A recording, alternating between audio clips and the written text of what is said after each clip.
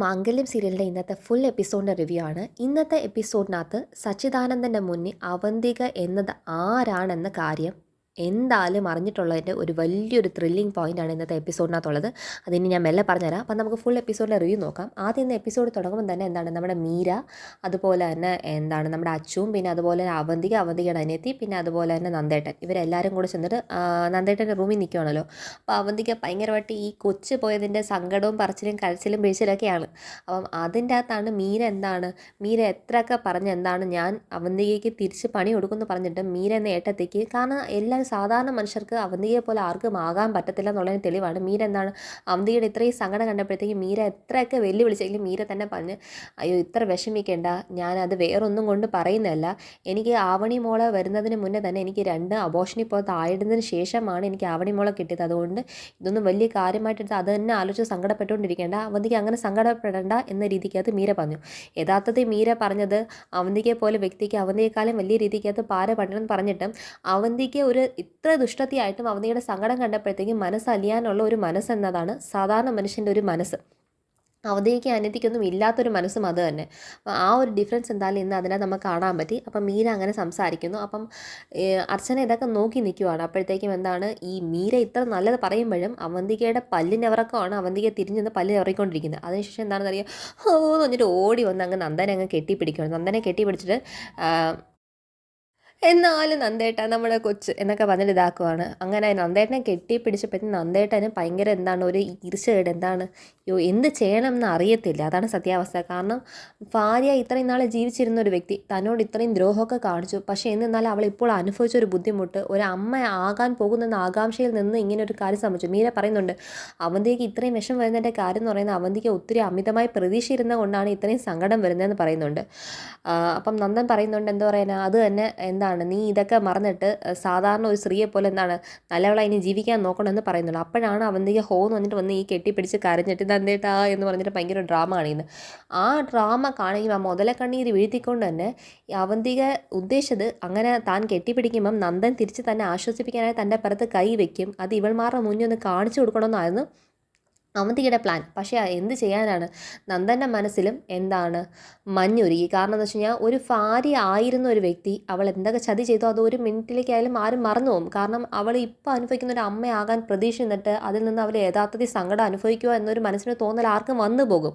കാരണം അവന്തികയുടെ ആക്ടിംഗ് ഒക്കെ ഭയങ്കര അങ്ങനെ ആയതുകൊണ്ട് അങ്ങനെ നന്ദൻ ആശ്വസിപ്പിക്കാനായി കൈവച്ച് തലോടുമ്പോഴത്തേക്ക് അവന്തിക എന്ത് ചെയ്യുകയെന്ന് വെച്ച് കഴിഞ്ഞാൽ അതിൻ്റെ ഇടയിൽ കൂടെയും എന്താണെന്നറിയോ, മുഖം ഇങ്ങനെ എങ്ങനെയാണ് നമ്മുടെ കോബ്രയൊക്കെ തല പൊക്കി നോക്കിയിട്ട് ഒന്ന് നോക്കുന്ന പോലത്തെ രീതിക്ക് നോക്കിയിട്ട് ആ മുതലകൾ, കോബ്രയ്ക്ക് കുറച്ചും കൂടെ അന്തസ്സുണ്ട്, അതുകൊണ്ട് കോബ്ര പറയാൻ പറ്റില്ല, നമ്മുടെ മുതല എങ്ങനെയാണോ ഈ തല പൊക്കി കണ്ണീരും വീഴ്ത്തിക്കൊണ്ട് നോക്കുന്നത്, അതുപോലെ തിരിച്ച് അച്ചുവിനെ നോക്കുകയാണ്, കണ്ണോടി ഞാൻ ഇത്ര പിടിക്കുന്നത്. ഇതൊക്കെ കണ്ടിട്ട് അവന്തികയുടെ അനിയത്തി അനക്ക എന്താണെന്നറിയാം, ചേച്ചി പണി തുടങ്ങി, ചേച്ചി മിടുക്കത്തിയായി എന്നുള്ള സന്തോഷം കൊണ്ട് മുഖഭാവത്തിനകത്ത് നടത്തിക്ക് ഡ്രാമ കളിക്കട്ടെ എന്നുള്ള രീതിക്കകത്ത് അവന്തികയുടെ അനിയത്തി അനഘ അവന്തികയെ നോക്കുന്നുണ്ട്. അപ്പം അവന്തിക ഹിറ്റായി എന്നുള്ളൊരു സക്സസ് ആണ് മനസ്സിലായത്. അതിനുശേഷം കാണിക്കുന്നത്, മീര നേരെ ആരുടെ പോകുന്നുണ്ട്, നമ്മുടെ ആതിരയുടെ അടുത്ത് പോകുന്നുണ്ട്. അപ്പോൾ ആതിരയ്ക്ക് ഈ അവന്തിക വന്ന് കയറിയത് ഭയങ്കര പേടിയായി. കാരണം തൻ്റെ കുഞ്ഞിനെയും തന്നെ തള്ളിയിട്ട് കൊല്ലാൻ നോക്കിയിട്ട് അതെന്തോ ദൈവാധീനം കൊണ്ട് അവർക്കൊന്നും സംഭവിക്കാതെ അവന്തിക തന്നെ സ്വന്തം പാര വന്ന് വീണതാണ്. പക്ഷേ ഇനിയും അവർക്ക് സംഭവിച്ച അതേ ഗതി വരാൻ വേണ്ടി അവന്തിക തുടരെ തന്നെ ആക്രമിക്കുന്നുള്ള ഭയം കൊണ്ട് മീരടുത്ത് പറയുന്നുണ്ട്, ഏട്ടത്തി നമുക്ക് നമ്മുടെ വീട്ടിലേക്ക് പോകാം, ഇവരല്ലെങ്കിൽ എന്നെ മിക്കവാറും കൊന്നു കളയും, ഇനിയും അവരുടെ ഈ ചതിയിൽ നിന്ന് രക്ഷപ്പെടാൻ എനിക്ക് പറ്റുമോ, അതിനുള്ള കഴിവ് എനിക്കുണ്ടോ എന്നൊന്നും എനിക്കറിയത്തില്ല, എനിക്കതുകൊണ്ട് ഭയങ്കര ഭയമാവുന്നു, എങ്ങനെ തീ തന്നെ സർവ്വസമയം ചവിട്ടിക്കൊണ്ട് നിൽക്കാൻ പറ്റും, അവന്തിക ഉള്ള വീട്ടിൽ എങ്ങനെ മനസ്സമാധി കിടന്നുറങ്ങാൻ പറ്റും എന്നൊക്കെ ആതിരയുടെ മനസ്സിലുള്ള ഭീതിയും ഭയങ്ങളെല്ലാം കൂടെ പറയുന്നുണ്ട്. അപ്പോഴത്തേക്കും മീര പറയുന്നുണ്ട്, എന്ത് ചെയ്യാനാ മോളെ, പക്ഷേ ഏട്ടത്തെ എനിക്കറിയാം, ഇവർ ഇപ്പോൾ അവിടെ ഭയങ്കര അഭിനയമൊക്കെയാണ്, ഭയങ്കര സങ്കടമൊക്കെ പറഞ്ഞിട്ടുള്ള അഭിനയം ചെയ്യുന്നുണ്ടെന്ന് മീര പറയുന്നു. എല്ലാ അഭിനയം കൊച്ചുപോയ നഷ്ടത്തിൻ്റെ ഒന്നുമല്ല, അവർക്ക് എന്നെ തള്ളിയിടാൻ പറ്റാത്തതിൻ്റെ സങ്കടമായിരിക്കും യഥാർത്ഥത്തിൽ ഉള്ളതെന്നൊക്കെ ആതിര പറയുന്നുണ്ട്. കാരണം ആതിരയ്ക്ക് അത്രമാത്രം അവന്തിയെ ആതിര പഠിച്ചു കഴിഞ്ഞു എന്നുള്ള രീതിക്കകത്താണ് ആതിരയുടെ സംസാരത്തിനകത്ത് നമുക്ക് മനസ്സിലാവുന്നത്. അപ്പം മീരയും അതുമായിട്ട് സംസാരിച്ചുകൊണ്ടിരിക്കുമ്പോഴത്തേക്ക് ഇനിയിപ്പോൾ എങ്ങനെ സേതു അങ്കിളിന് ഇവിടെ നിന്നെ നിർത്തണം എന്നുള്ള ആഗ്രഹം കൊണ്ടല്ലേ 7-ാം മാസത്തെ യഥാർത്ഥത്തിൽ നിന്നെ വീട്ടിൽ വിളിച്ചുകൊണ്ട് പോകണമെങ്കിലും പോകാൻ പറ്റാതെ ഇവിടെ തന്നെ നിർത്തിയതിൻ്റെ കാര്യം. ഇനിയിപ്പം പെട്ടെന്ന് വീട്ടിൽ പോകണമെന്ന് പറയുമ്പോൾ സേതു അങ്കിളൊക്കെ എന്ത് വിചാരിക്കും? സന്ദീപ് അതിന് സമ്മതിക്കുമെന്ന് പറയുമ്പോഴത്തേക്കാണ് സന്ദീപിൻ്റെ എൻട്രി വരുന്നത്. സന്ദീപ് സമ്മതിക്കും. കാരണം എനിക്ക് ഇപ്പം പ്രധാനം, അച്ഛൻ്റെ ആഗ്രഹത്തിനേക്കാളും പ്രധാനം എൻ്റെ കുഞ്ഞിൻ്റെ അമ്മയാവാൻ പോകുന്നവളാണ് ആതിര. അപ്പം ആതിരയുടെ മനസ്സിൻ്റെ സന്തോഷം, അവളുടെ സമാധാനം, അവളുടെ ഹാപ്പി മൈൻഡ് സെറ്റാണ് എൻ്റെ ഏറ്റവും വലിയ ആവശ്യം. അതുകൊണ്ട് സന്ദീപ് സമ്മതിക്കുമെന്ന് പറയുന്നുണ്ട്. പക്ഷേ ഈ സന്ദീപ് സമ്മതിക്കുമെന്ന് പറയുന്നുണ്ടെങ്കിൽ സന്ദീപ് യഥാർത്ഥത്തിൽ അവന്തിക തള്ളിയിടാൻ പോയതിൻ്റെ കാര്യമൊന്നും സന്ദീപ് കേട്ടിട്ടില്ല. സന്ദീപ് കേട്ടത് ഇത്രയേ ഉള്ളൂ, ആതിരയ്ക്ക് വീട്ടിൽ പോകണം, അതിന് സന്ദീപ് സമ്മതിക്കുമോ, അത്രേ സന്ദീപ് കേട്ടുള്ളൂ. അപ്പം ഇതെല്ലാം കഴിഞ്ഞിട്ട് അത് ഓക്കെ എന്ന് പറയുമ്പോഴത്തേക്കും ആതിരയ്ക്ക് ഭയങ്കര ഹാപ്പി ആവുന്നു. കാരണം തൻ്റെ ഹസ്ബൻഡ് തന്നെ ഇത്രമാത്രം അണ്ടർസ്റ്റാൻഡിങ് ആണല്ലോ, തൻ്റെ കാര്യത്തിന് വേണ്ടി കൂടുതൽ പ്രയോറിറ്റി കൊടുക്കുന്നുണ്ടല്ലോ എന്നുള്ള സന്തോഷത്തിൽ തന്നെ ഇരിക്കുന്നു. അപ്പോൾ അതിനുശേഷം സന്ദീപ് താഴേക്ക് എന്താണ് സ്റ്റെപ്പ് ഇറങ്ങി വരുന്നു. ഇറങ്ങി വരുമ്പോൾ തന്നെ നമ്മുടെ അച്ചു സ്റ്റെപ്പ് കയറി മേളിലേക്ക് വരുന്നു.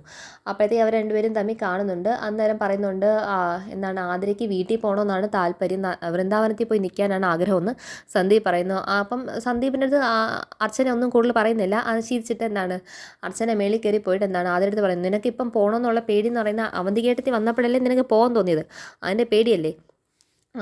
ചേച്ചി അത് അവരെ ആക്രമിക്കാൻ പറ്റില്ല, അവരാക്രമിക്കും, കിട്ടുന്ന അവസരത്തിനകത്തെല്ലാം അവരാക്രമിക്കും. പക്ഷേ എന്ന് പറഞ്ഞാൽ അവരെ പേടിച്ച് ഓടേണ്ടല്ല വേണ്ടത്, നമ്മളിവിടെ ധൈര്യത്തോട് നിന്ന് തന്നെ പോരാടും എന്ന് അനിയത്തേക്ക് അർച്ചന ഉപദേശം കൊടുക്കുന്നുണ്ട്, വാക്ക് കൊടുക്കുന്നുണ്ട്. അപ്പം അതിനുശേഷം അത് കഴിഞ്ഞതിന് ശേഷം പിന്നെ രാത്രി ഇവരെ എല്ലാവരും കൂടെ കിടന്ന് ഉറങ്ങുവാണ്. അപ്പോൾ ഉറങ്ങുമ്പോഴത്തേക്കും സച്ചിയുടെയും അർച്ചനയുടെയും മുറിയാണ് കാണിക്കുന്നത്. അപ്പോൾ അർച്ചനയുടെ അടുത്ത് അന്ന് അവന്തികയൊക്കെ ഡിസ്ചാർജ് ചെയ്ത് വരുമ്പോഴത്തേക്കും ഒരു കുട്ടി വന്ന് അർച്ചനയുടെ സാരി തുമ്പി പിടിച്ചിട്ട് അമ്മയെന്ന് വിളിച്ചില്ലേ, അപ്പോൾ ആ കുട്ടി ഓർമ്മ വന്ന് അർച്ചന സ്വപ്നത്തിനകത്ത് മോളെ മോളെ മോളെ അയ്യോ എൻ്റെ മോളെ കൊണ്ടുപോകുന്നതെന്ന് പറഞ്ഞിട്ട് അർച്ചന പേടിച്ചിട്ട് വിളിച്ചു പോകണം. അപ്പോൾ അതിൻ്റെ സ്വപ്നം കണ്ട് ആദ്യം അർച്ചനയ്ക്ക് സ്വപ്നം വന്ന് പറയുമ്പോൾ ഭയങ്കര സന്തോഷത്തിൽ വന്നിട്ട് പിന്നെ ആ കുട്ടി തിരിച്ച് പോകുമ്പോഴത്തേക്ക് അർച്ചനയ്ക്ക് ആ ഒരു സങ്കടം തന്നെയാണ് ആ സ്വപ്നത്തിൽ കാണുന്നത്.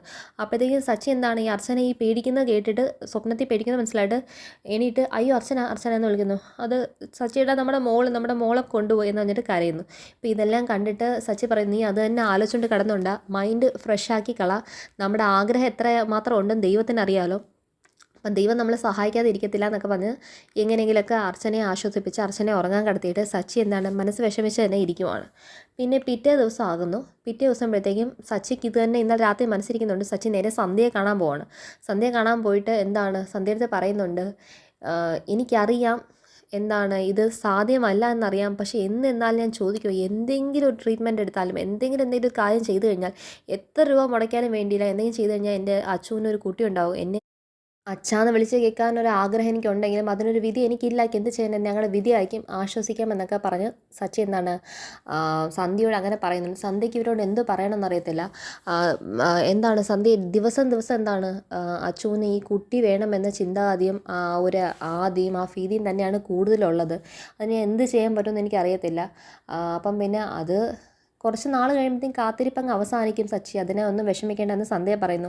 അതൊന്നും അവസാനിക്കുമെന്ന് എനിക്ക് തോന്നുന്നില്ല. കാരണം ഇതിൻ്റെ ഇടയ്ക്ക് ഒരു സംഭവം ഉണ്ടായെന്ന് പറഞ്ഞിട്ട് വേറൊരു വ്യക്തിയെ പോയി കണ്ടില്ലായിരുന്നു, ഇവർ രണ്ടുപേരും കൂടെ വേറൊരാളെ പോയി കണ്ട് കുട്ടി ഉണ്ടാവത്തില്ല എന്ന് സച്ചിക്കാണ് പ്രശ്നമെന്ന് പറഞ്ഞതിൻ്റെ ഇൻസിഡൻസിനെ കുറിച്ചുള്ളത് അന്ന് പോയി കണ്ടതിനെക്കുറിച്ച് പറയുന്നുണ്ട്. അപ്പോഴത്തേക്കും സന്ധ്യ ഇത് കേട്ടിട്ട് ഞെട്ടുന്നുണ്ട്. കാരണം അന്ന് പോയി അങ്ങനെ കണ്ടായിരുന്നു. അപ്പോഴത്തേക്കും പറയുന്നു, എന്ത് ചെയ്യാനെന്ന് പറഞ്ഞ് സംസാരിച്ചുകൊണ്ടിരിക്കുമ്പോഴത്തേക്കും എനിക്ക് മനസ്സിലാവുന്നുണ്ട് നോ എന്നാണ് ഉത്തരം എന്നറിയാം, പക്ഷേ എന്നാലും വേറെ എന്തെങ്കിലും മാർഗ്ഗമുണ്ടോ, എനിക്ക് എന്നെ അച്ഛനെ വിളിച്ച് കേൾക്കാൻ എൻ്റെ ഒരു ആഗ്രഹമുണ്ട്, അതുപോലെ തന്നെ എൻ്റെ അച്ഛൻ്റെ ഈ ഒരു അവസ്ഥ എനിക്കത് കണ്ടു നിൽക്കാൻ പറ്റാത്ത കൊണ്ടാണ് സച്ചി പറയുന്നുണ്ട്. അതുപോലെ തന്നെ സച്ചി പറയുന്നുണ്ട്, എന്താ പറയാനാ, ഇങ്ങനത്തെ രീതിക്കകത്ത് ഇത്രയും മാത്രം അവൾ ടെൻഷൻ ആകുമ്പോഴത്തേക്ക് ഞാനിത് പറഞ്ഞതിൻ്റെ കാര്യം, കാരണം സന്ധ്യ പറയുന്നുണ്ട് ഇതൊരു അബദ്ധമായിപ്പോയി അന്ന് അങ്ങനെ കാണിച്ചെന്ന് പറയുമ്പോഴത്തേക്കും പറയുന്നു, ഞാൻ എന്ത് ചെയ്യാനാണ്, കാരണം അച്ഛന് ഞാൻ കാരണം വിഷമം വന്നു എന്ന് പറയുന്നത് അച്ഛന് പിന്നെ ഉൾക്കൊള്ളാൻ പറ്റും, പക്ഷേ എന്നാലും അച്ചു കാരണം ഞാൻ വിഷമിക്കുന്നു എന്ന് അച്ഛന് മനസ്സിലാക്കി കഴിഞ്ഞാൽ അച്ഛന് അത് തകരാൻ അത് മാത്രം തന്നെ മതി, അച്ഛന് നിലനിൽക്കാൻ പറ്റത്തില്ല എന്ന് സച്ചി സന്ധ്യടുത്ത് പറയുന്നു. അപ്പം സന്ധ്യയ്ക്കൊന്നും പറയാൻ ഉത്തരവില്ല. പിന്നെ ഞാൻ ചോദിക്കുന്നുണ്ടോയെന്ന് വിചാരിക്കില്ല, യഥാർത്ഥത്തിൽ അച്ഛന് എന്തോ കുഴപ്പം, എൻ്റെ അച്ഛന് എന്തോ കുഴപ്പമിരിക്കുന്നത് എന്താണെന്ന് പറഞ്ഞാൽ എനിക്ക് മനസ്സിലാകാനൊന്നും പോകുന്നില്ല, പക്ഷേ എന്നിരുന്നാലും മനസ്സിനെ അറിഞ്ഞിരിക്കാനായിട്ടൊരു കാര്യമാണ് എന്ന് പറയുമ്പോഴത്തേക്കും സന്ധ്യ പറയുന്നുണ്ട് അർച്ചന ഇങ്ങനത്തെ ഒരു പെണ്ണല്ലായിരുന്നു, പ്രസവിക്കാൻ കഴിവില്ലാത്തൊരു പെണ്ണായി ജനിച്ചൊരു കുട്ടിയല്ല. അർച്ചനയ്ക്ക് പണ്ടൊരു കാര്യം സംഭവിച്ചതിനകത്ത്, ഒരു ഇൻസിഡൻറ്റ് സംഭവിച്ചത് ഇങ്ങനത്തെ ഒരു കാര്യം സംഭവിച്ചത്. പക്ഷേ ഒരു ഉറക്കവും മയക്കം കഴിഞ്ഞ് എണീറ്റപ്പോൾ അവളൊരു ഭാഗ്യം കൊണ്ട് രക്ഷപ്പെട്ടു എന്നത് മാത്രമല്ലാതെ അവൾക്ക് ഇങ്ങനെ ഒരു അമ്മയാകാനുള്ള കഴിവ് നഷ്ടപ്പെട്ടു എന്നുള്ള കാര്യം ആരും തന്നെ തിരിച്ചറിഞ്ഞില്ല. ഇത് അപ്പം നേരത്തെ തന്നെ സന്ധ്യയ്ക്ക് ഇതൊക്കെ അറിയാമായിരുന്നു. എനിക്കിതൊക്കെ നേരത്തെ അറിയാമായിരുന്നു. അതുപോലെ തന്നെ അർച്ചനയുടെ അമ്മയ്ക്കും അച്ഛനും അറിയാമായിരുന്നു.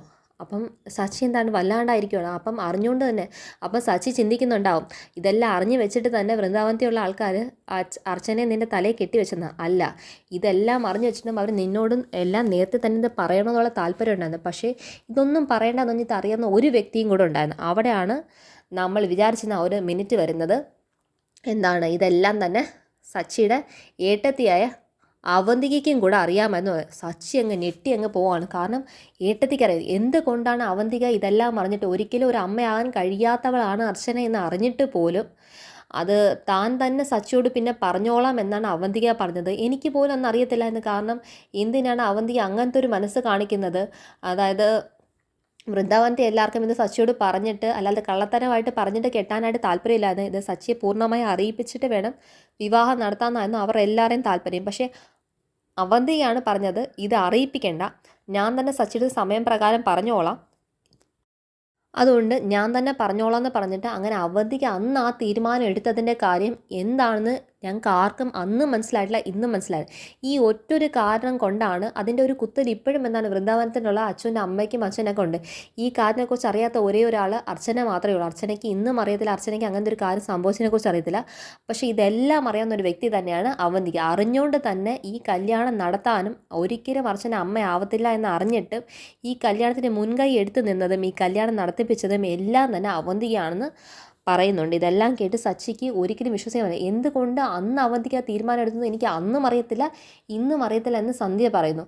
അപ്പം ഏട്ടത്ത് ഇങ്ങനൊരു കാര്യം ചെയ്തോ എന്ന ഒരു വിശ്വസിക്കാൻ പോലും കഴിയാത്ത ഒരു കാര്യത്തിനെ കേട്ട് നിൽക്കുന്ന, ഒരു സ്റ്റക്കായി നിൽക്കുന്ന സച്ചിയാണ് ഇന്നത്തെ എപ്പിസോഡിൻ്റെ എൻഡിങ് എന്ന് പറയുന്നത്. അപ്പോൾ എല്ലാവരും തന്നെ കാത്തിരുന്നതാണ്. അവന്തിക ഇതെല്ലാം അറിഞ്ഞുകൊണ്ട് തന്നെയുള്ള കളിയാണെന്ന് പുറത്ത് ഒരിക്കലെങ്കിലും അറിയണമെന്ന് എല്ലാവർക്കും താല്പര്യമുണ്ടായിരുന്നു. ഇപ്പോൾ അറിയേണ്ട പ്രധാനിയായ വ്യക്തിയായ സച്ചി തന്നെ ഇത് അറിഞ്ഞിരിക്കുന്നു. ഇനി സച്ചിക്ക് അവന്തികയോടുള്ള അപ്രോച്ചിൽ എങ്ങനെയൊക്കെ മാറ്റം വരുമെന്നും അവന്തിക കൊടുത്ത പണിക്ക് തിരിച്ച് പണി കൊടുക്കാതിരിക്കുമോ എന്നുള്ള കാര്യമൊക്കെ നമുക്കിനി കണ്ടറിയാം. സോ എപ്പിസോഡ് ഇന്ന് സൂപ്പർ ആയിരുന്നു. ഇനി അടുത്ത എപ്പിസോഡ് ഇതിനേക്കാളും സൂപ്പർ ത്രില്ലിംഗ് ആയിരിക്കും. അപ്പോൾ എല്ലാവരും റിവ്യൂ കാണുക, ഇഷ്ടപ്പെടുന്നു വിചാരിക്കൂ. എല്ലാവരും സപ്പോർട്ട് ചെയ്യുക, ലൈക്ക് ചെയ്യുക, കമൻറ്റ് ചെയ്യുക, സബ്സ്ക്രൈബ് ചെയ്യുക. So thank you.